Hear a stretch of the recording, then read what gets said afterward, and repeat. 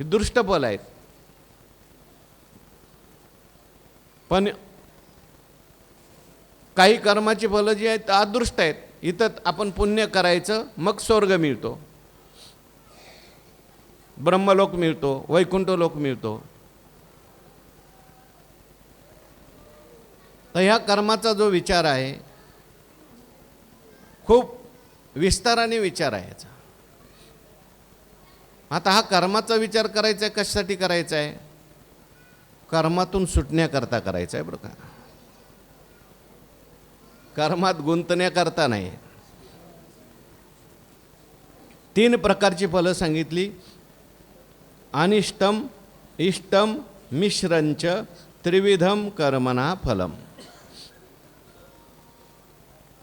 अनिष्टही फळ आहे पशुपक्ष्यादी, इष्टफळ आहे देवादिक, मिश्र फळ आहे मनुष्य, अनिष्टफळ आहे दुःख, इष्टफळ आहे सुख, मिश्र फळ आहे सुख दुःख. कोणाला मिळतात? त्रिविधम कर्मणा फलम भवती. कस्य भवती?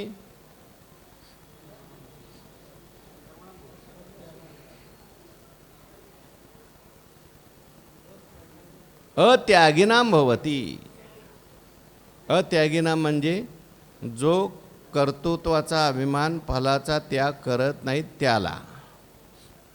इथला अत्यागी, मागे त्यागी सांगितलाय. त्यागी कोण आहे?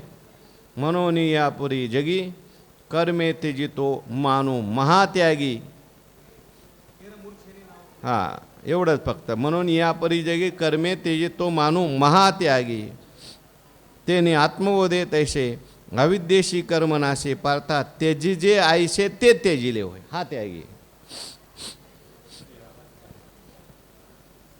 ज्याने कर्मफळाचा त्याग केलाय आणि कर्तृत्वाभिमान त्याग करून ज्ञान प्राप्त करून घेतलंय, तो त्यागी. आणि अत्यागी कोण? जो फलाचा त्याग करत नाही, कर्तृत्वाभिमानाचा त्याग करत नाही, सकाम कर्म करतो, निषिद्धही कर्म करतो, ज्ञान प्राप्त करून घेत नाही, असा जो कोणी असेल, मग तो कोणी का असेना, त्या सगळ्यांना कर्माचं फल भोगायला लागल्याशिवाय राहणार नाही. कोणी असू द्या. मग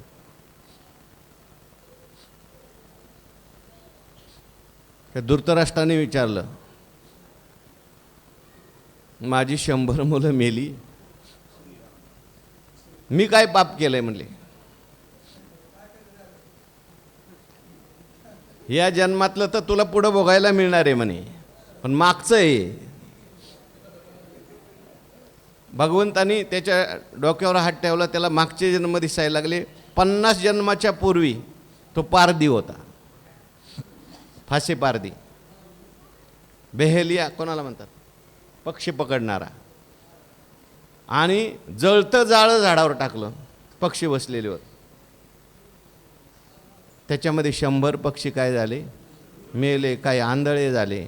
आणि ते कर्म संचित राहिलं. आणि ते कर्म संचित आता तुला भोगायला आलंय म्हणली. ते म्हटलं बरं आहे, ठीक आहे.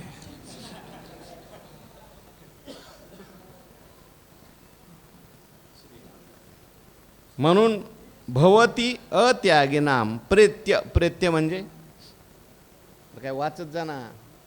प्रेत्य म्हणल्यावर, प्रेत्य म्हणल्यावर तुम्ही काय वाचत नाही का? अन्वय अर्थ वाचला पाहिजे ना. प्रेत्य म्हणजे नंतर मेल्यानंतर, देह पडल्यानंतर त्याला म्हटले प्रेत्य.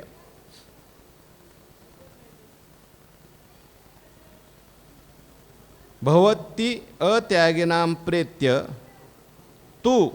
तू म्हणजे परंतु. हे फळ ज्याला नको वाटतंय त्याने काय केलं पाहिजे? तू संन्यासीनाम क्वचित न भवती. पण जो संन्यासी आहे त्याला मात्र क्वचित. क्वचित म्हणजे काय? किंचित म्हणजे थोडं, क्वचित कदापि, कधीच, क्वचित, कुत्रापि म्हणायला पाहिजे. मग क्वचित, किंचित. संन्याशाला कधीही, कदापि, कुठेही असे घ्या, हे फळ भोगावं लागत नाही. पण तो काय पाहिजे? संन्याशी पाहिजे. संन्याशी म्हणजे आता इथं भगव्या कपड्याचा घ्यायचा नाही, नुसता भगड्या कपड्याचा नाही. भगव्या कपड्यात संन्याशी असतो, तो पूज्यच आहे. पण नुसते भगवे कपडे नाही. इथं संन्याशी कोणता? मी माझी आईशी आठवण, विसरले जायचे अंतकरण, हा संन्याशी घ्यायचा. किंवा पुढे ज्ञानोबारांनी सांगितलं, घडे ज्ञानप्रधान ऐसा संन्यास जया विरशा, तेच फळ भोग सोसा मुकले गा. आणि एने किर संन्यासे, जे आत्मरूपी दिठी पैसे, ते कर्म एक ऐसे देखणे आहे. म्हणून अर्जुनाला भगवान परमात्मा म्हणतात, बाबा तू असाव. तुकाराम महाराज असे झाले संन्याशी. आम्ही क्षेत्रीचे संन्याशी, मनोनी झालो क्षेत्रीचे संन्याशी, चित्त आशापाशे आवरोनी. ते त्याचं काय? आम्ही क्षेत्रीचे संन्याशी, तो अभंग आहे ना. देह भरित ऋषिकेशी, आम्ही क्षेत्रीचे संन्याशी म्हणजे देह आम्ही सगळा ऋषिकेशीने भरून टाकला. आणि त्यामुळे क्षेत्रापासून आम्ही वेगळे झालो. क्षेत्रज्ञाला आम्ही जाणलं. आम्ही क्षेत्रीचे संन्याशी.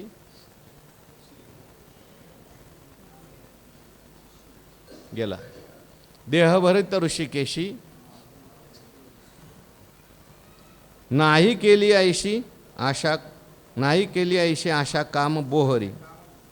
आले आया चितांगा, सहज ते आम्हा भागा, दाता पांडुरंगा ऐसा करिता निश्चिते. दंड धरला दंडायमान. कोणता दंड धरला? दंड धरला दंडायमान. शरीराला सगळं दंड दिले अगोदर, इंद्रिय नेमून टाकले. मुळी मुंडिले मुंडन. मुंडन केलं, पण कुठं? मुळी. मूळ स्वरूप प्राप्त करून मुंडन केलं. म्हटलं मुळी मुंडिले मुंडन.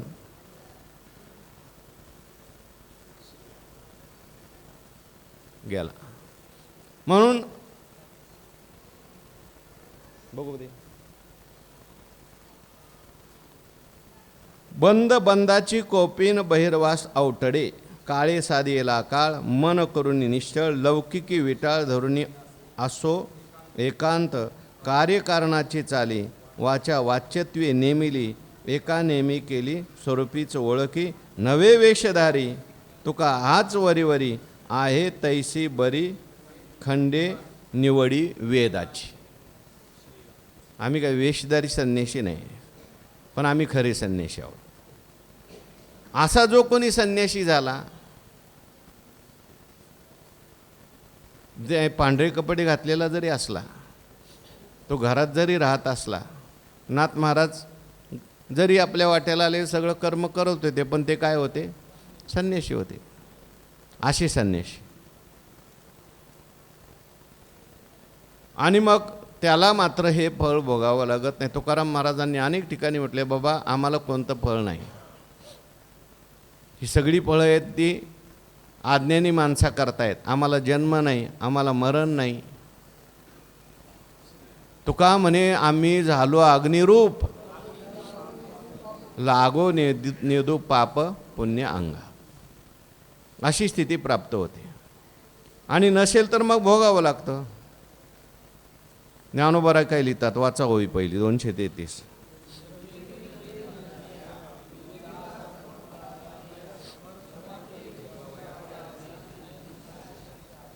एरवी तरी धनंजया, तू धनंजय आहेस बाबा. धन प्राप्त करायचं आहे तुला. कोणतं धन? परमार्थ महाधन.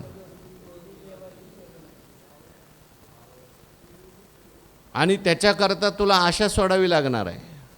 म्हणून एरवी तरी धनंजय, धन प्राप्त करणारा तो आहेस. पुढे त्रिविधा कर्म फळा गायया, ह्या 3 कर्म फळा करता समर्थ ते की भोगावया जे न सांडितीची आशा. जे आशा न सांडितीची तेच हे समर्थ आहेत हे भोगण्याकरता. ज्यांनी आशा सोडली नाही त्यांना हे 3 प्रकारचं फळ भोगावंच लागतं. म्हणजे आशा म्हणजे कर्मफलाची आशा. ज्यांच्या ज्यांच्या जीवनात कर्मफलाची आशा आहे त्यांना कर्मफळ भोगावंच लागणार आहे, कधी चुकणार नाही. आणि कधी हे भोगावं लागेल? प्रेत्य म्हटलंय नंतर. जे न संडितीची आशा, जे आशेला सोडत नाही. आणि जे आशा सोडतात कशाप्रमाणे? आपणची विवोनी दुहिता की न मम म्हणे पिता, तो सुटे की प्रतिग्रहिता जावाई शिरके. काही मात्र जे आहेत ते हे आशा सोडतात, ममत्व सोडतात. आणि काही मात्र आशेत गुंततात. आता ही दुसरी जी ओवी आहे त्याच्यात दोन्ही सांगितले ज्ञानोबारांनी. आशा सोडणारा संन्याशी सांगितला आणि बद्ध होणारा गुंतणाराही सांगितला. त्याच्याकरता उदाहरण दिलं बापाचं मुलीचं जावयाच. आपणची विवोनी दुहिता. मुलीला जन्म कोण देतो? आपण स्वतः देतो, बाप. तिला वाढवतो, सांभाळतो, शिकवतो, सर्व काही करतो. आणि उपवर झाली की तिचं लग्न जमवतो. आणि लग्नामध्ये तो जो जावई आलेला आहे वर, त्या वराच्या हातात आपल्या मुलीचा हात देतो.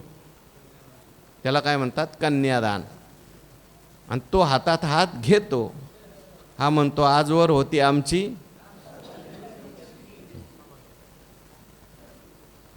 तो म्हणतात की मम न म्हणे पिता. पिता मम न म्हणे, आता ही माझी नाही असं म्हणून तिथे संकल्प सोडतो. आणि माझी आहे असा संकल्प कोण करतो? जावई. आणि मग तो सुटे म्हणजे बाप सुटला. आणि प्रतिग्रहिता, ज्याने घेतली, माझी म्हटली, ही आजपासून माझी झाली असं म्हटलं, तो जावई तिथे शिरके. म्हणजे तिचं सुखदुःख, पुढचं सगळं कर्म त्याच्यात हा सुटतो आणि हा शिरतो. स्नेहपासा सुटतो, पण कन्येचा पत्नीरूपाने स्वीकार करणारा जावई मात्र मोहपाशात अडकतो.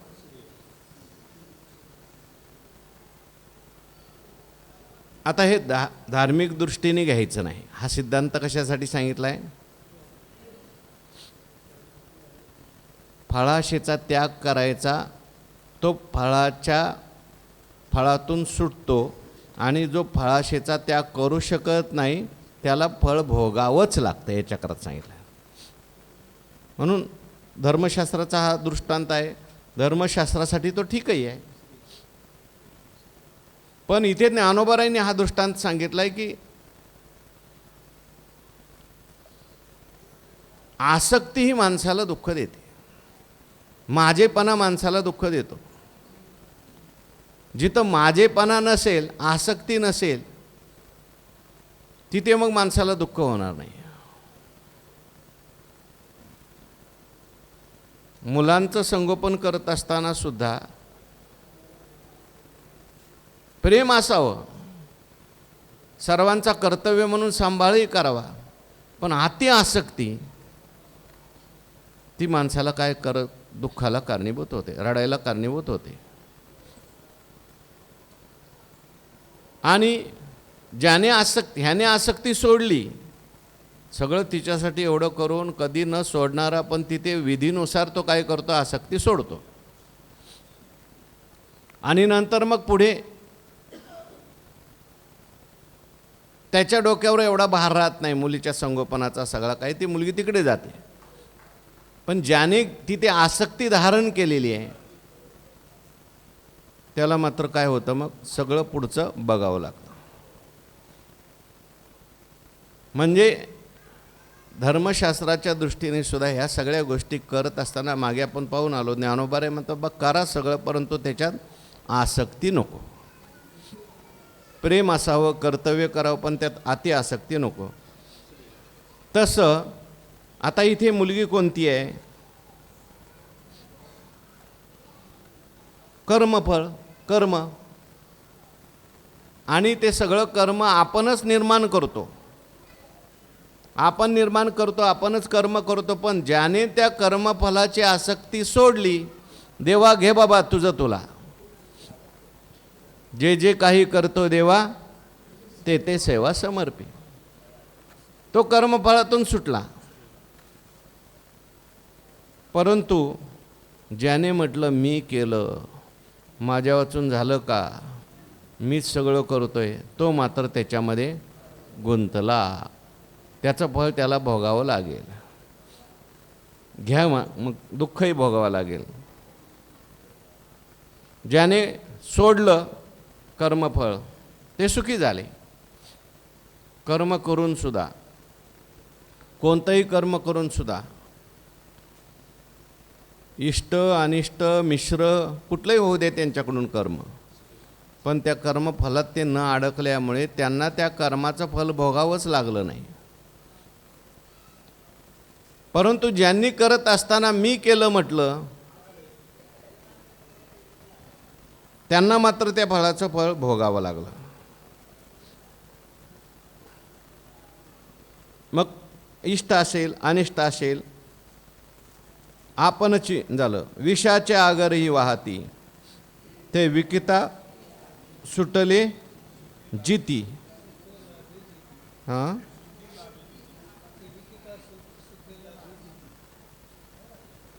ते विकिता सुखे लाभे जिती, येर निमाले जे घेती वेचोनी मोले. म्हटले विषाचे आगरही वाहती.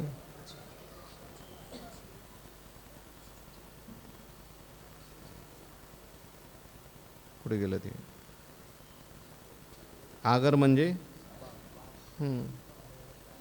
विषाच्या शेताची लागवड करतात, ते माल विकून त्या नफ्यावर सुखाने जगतात आणि दुसरे पैसे खर्चून विकत घेतात, ते मारतात. तंबाखूचे मळीच्या मळी आहेत काहींचे, फॅक्टऱ्या.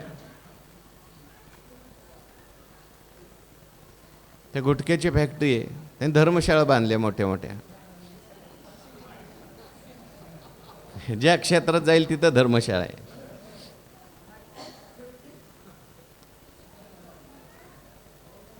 विषाचे आगरही वाहती. कर्म केलंय त्याने, कदाचित ते अनिष्ट कर्म आहे, निषिद्धही कर्म आहे, परंतु विकिता काय, विकिता सुखे लाभे जिती, विकल्यानंतर सुखाने त्या लाभावर जगतात. काही नाही बाबा, आमचा परंपरेने धंदा आलाय म्हणतात.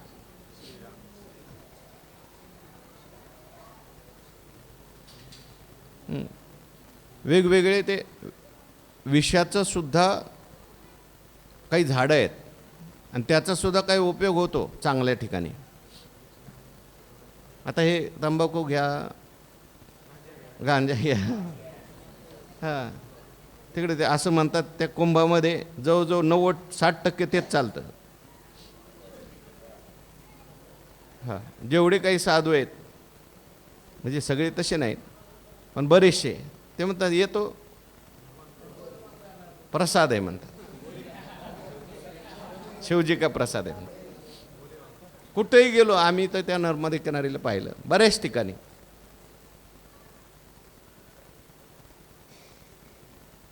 पण ज्याने लागवड केली तो शेतकरी बिचारा काबाड कष्ट करतोय, ते सगळं करतोय, विकतो सुद्धा बाजारात जाऊन, त्याचा नफा घेतो. तो अजिबात त्यातलं, काही काही माणसं बघा ते म्हणतात आम्ही अजिबात घेत नाही म्हणतात. आम्ही हां, अहो तिकडे आम्ही श्रीवर्धनला गेलो होतो कीर्तनाला, तिथे संध्याकाळी इतकी 100-200 मुलं उभी राहिली कीर्तनाला. म्हटलं दिवसा काय करता? म्हणजे दिवसा बोटीवर असतो सगळे. नावेवर, पण आम्ही कोणीच खात नाही म्हणे, आम्ही सगळे माळकरी म्हणे,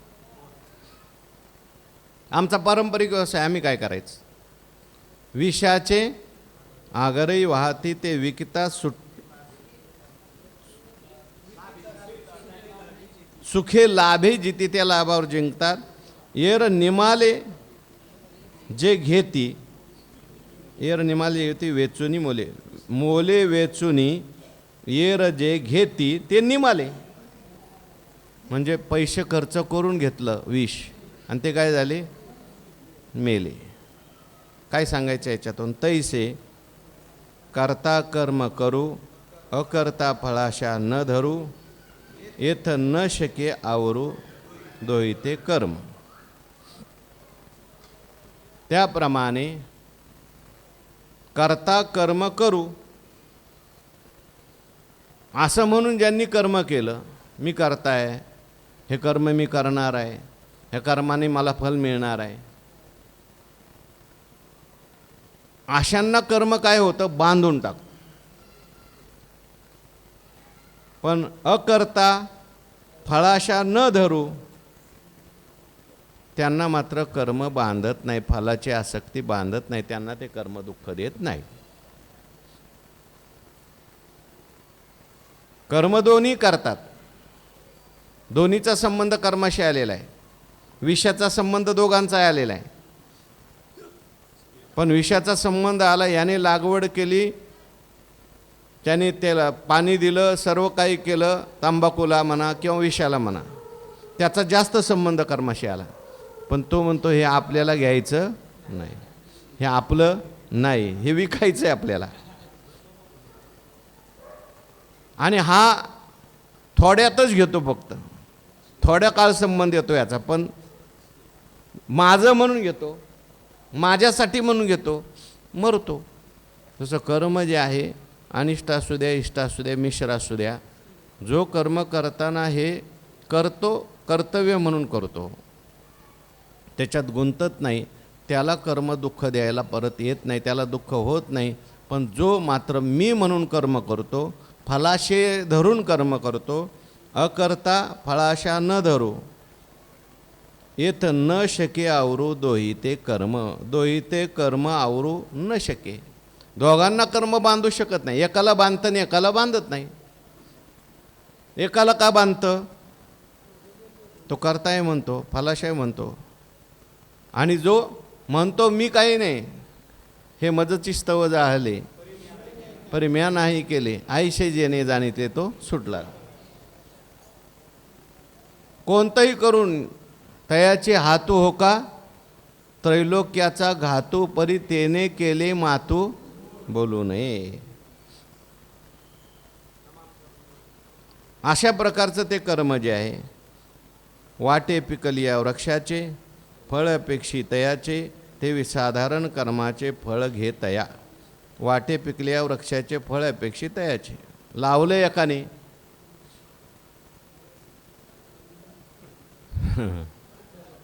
विकायसाठी लावला आंबा, फळही आली त्याला, तो काय करतो, बाबा आपण विकायला द्यायचं आहे, तो खात नाही घरचा आंब्याची फळं, तो म्हणतो आपल्याला नाही खायची, ती कोणाला विकायला आहे. एक रस्त्याने चाललं होतं, ते तिथं आंब्याच्या झाडाखाली बसलं, आणि बसल्या बसल्या भूक लागली म्हणून त्याला न विचारता खाल्ला आंबा.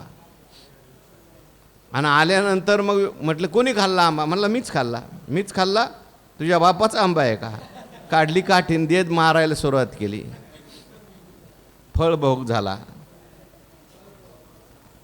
वाटे पिकले या वृक्षाचे, पिकलेला वृक्ष आहे, फळ अपेक्षी तयाचे,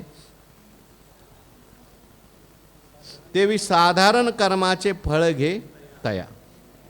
त्याप्रमाणे जी साधारण कर्म आहेत, पापपुण्यादी कर्म आहेत, त्याचं फळ जे आहे तो कर्म घेतो त्याला फळ भोगावं लागतं. फळाची इच्छा जी घेतो त्यालाच फळ भोगावं लागतं, जो फळाची इच्छा करत नाही त्याला फळ भोगावं लागत नाही.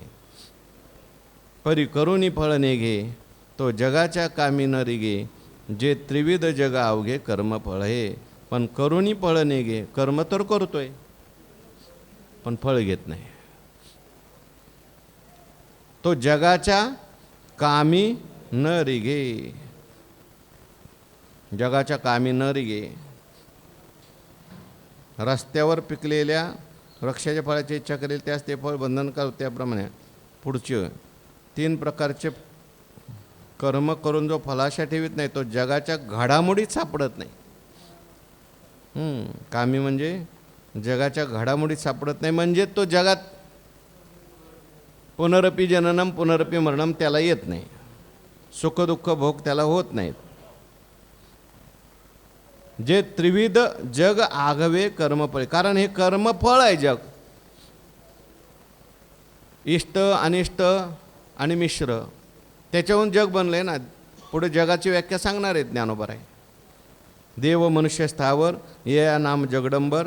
आणि हे तो तिन्ही प्रकार कर्मफळ. हे तिन्ही कर्माचे प्रकार आहेत. देव झाला काय, मनुष्य झाला काय, स्थावर झाला काय, पण कर्मफळाची इच्छा जर केली नाही तर तो जगात येतच नाही. म्हणजे त्याला जन्मावं लागत नाही, मरावं लागत नाही, त्याला देवही व्हावं लागत नाही, त्याला मनुष्य व्हावं लागत नाही, स्थावरही व्हावं लागत नाही. म्हणून जगाच्या कामी न रिगे. कारण जे त्रिविध जग आगवे कर्मफळे. कारण हे जग म्हणजे कर्माचं फळ आहे. म्हणजे ज्याने कर्मफळ सोडलं त्याला जगाच्या घडामोडीत यावं लागत नाही. जग जग म्हणजे काय हो? म्हणजे देव मनुष्य स्थावर या नाव जगदंबर. आणि हे तव तिन्ही प्रकार कर्मफळ पै. देव आहे, मनुष्य आहे, स्थावर हे जग आहे. आणि हे तिन्ही प्रकार कर्मफळाचे. आता मग कोण देव झालं, कोण मनुष्य झालं, कोण स्थावर झालं? देव म्हणजे इष्टफळ, मनुष्य म्हणजे मिश्रफळ आणि स्थावर म्हणजे अनिष्टफळ. ते कसं होतं त्याचा विचार करायचा उद्याच्या प्रवचनात पाहू. पुंडलिक वरद हरी विठ्ठल श्री ज्ञानदेव.